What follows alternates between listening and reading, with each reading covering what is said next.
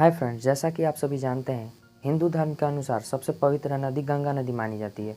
आज हम इसी नदी के बारे में जानने की कोशिश करेंगे। इस नदी के उद्गम स्थान से लेकर संगम स्थान तक की यात्रा करने की कोशिश करेंगे और यह देखने की कोशिश करेंगे कि यह नदी किन किन स्थानों से होकर गुजरती है।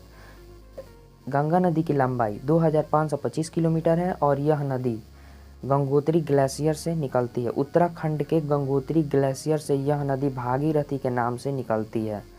गंगोत्री ग्लेशियर है कहाँ? गंगोत्री ग्लेशियर या फिर गंगोत्री धाम केदारनाथ के उत्तर साइड में है और वहीं से गंगोत्री ग्लेशियर से ही भागीरथी के नाम से गंगा नदी निकलती है और गंगोत्री धाम जाती है। गंगोत्री धाम से भागीरथी नदी टिहरी डैम जाती है। वहाँ पर उसकी सहायक नदी भिलंगना नदी मिलती है। फिर वहाँ से भागीरथी नदी आगे बढ़ती है और कोटेश्वर बांध के पास जाती है। कोटेश्वर बांध, उसके थोड़ा सा आगे एक कोटेश्वर महादेव मंदिर है। वहाँ से होते हुए भागीरथी नदी देवप्रयाग पहुँचती है। देवप्रयाग में उसकी एक सहायक नदी मिलती है अलकनंदा। वहीं से भागीरथी नदी को गंगा नदी के नाम से जाना जाता है। फिर वहाँ से गंगा नदी आगे बढ़ती। गंगा नदी देवप्रयाग के बाद से हरिद्वार होते हुए उत्तर प्रदेश में प्रवेश कर जाती है। उसके बाद से गंगा नदी कटरी चंदापुर जाती है। वहाँ पे एक और उसकी सहायक नदी रामगंगा मिलती है। उसके बाद से गंगा नदी प्रयागराज जाती है। वहाँ पे उसकी सहायक नदी यमुना नदी मिलती है।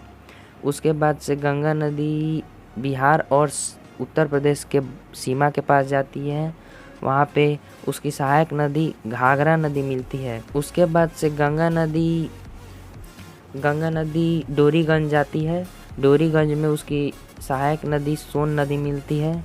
उसके बाद से पटना हाजीपुर के पास गंडक नदी, उसकी एक और सहायक नदी गंडक नदी मिलती है। उसके बाद से गंगा नदी मुरादपुर जाती है। मुरादपुर के पास कोसी नदी मिलती है। मुरादपुर के पास गंगा नदी की एक और सहायक नदी कोसी नदी मिलती है। उसके बाद से गंगा नदी बंगाल के तरफ प्रवेश करती है। बंगाल में गंगा नदी को पद्मा के नाम से जाना जाता है और इसी नाम के साथ गंगा नदी अंत में बंगाल की खाड़ी में मिल जाती है। आज के लिए इतना ही, मिलते हैं नेक्स्ट वीडियो में, तब तक लिए जय हिंद।